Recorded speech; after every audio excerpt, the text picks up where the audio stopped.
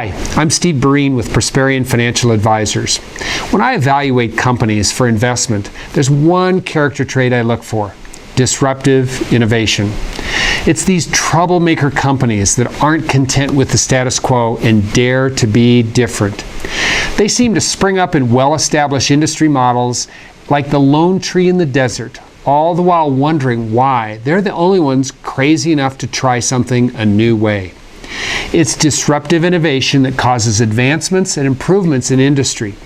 As a result, these companies often draw the attention of the press, talented employees, and sometimes rock star CEOs that are hell-bent on making their mark.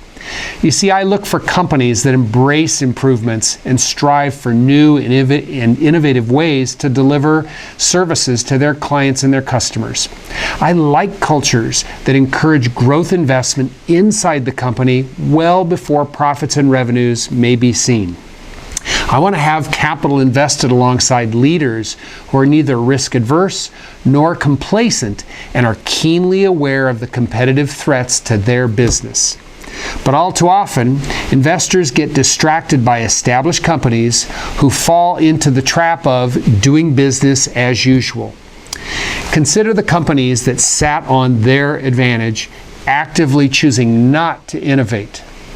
Kodak, for instance, once dominated the film and photography industry by making the camera available to the population. Disruptive innovation at its finest. But then they invented the digital camera, and they called it a cute invention. Well, since it didn't use film, which was their primary product, a culture of don't tell anyone bred. Fostering that culture protected their film business, and it ignored the digital imagery business, and it forced the company into bankruptcy. Not exactly a Kodak moment. Similarly, the largest phone company in the world, AT&T, with all of their engineers and technology, invented the cell phone. Well, they feared that cell phones would threaten their tethered landline business while appealing to just a small little niche audience. Oops, that small little niche, 7.3 billion people.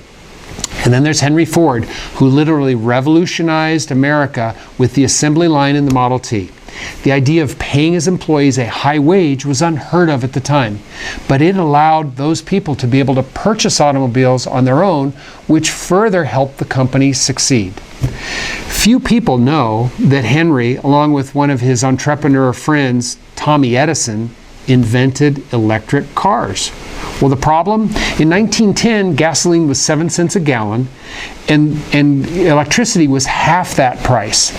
So even though electric cars cost less to operate and were safer than the internal combustion engine, the traditional auto manufacturers were not interested, nor did they have an incentive to adopt this new electric technology. Those very companies today are handcuffed by large investments in engine plants, restrictive union contracts, and legacy dealerships. Well, then along comes Elon Musk, an innovator, with an idea that's forged in the Silicon Valley, not Detroit, and he's attracted the most talented engineers in the world. An industry transformer defined.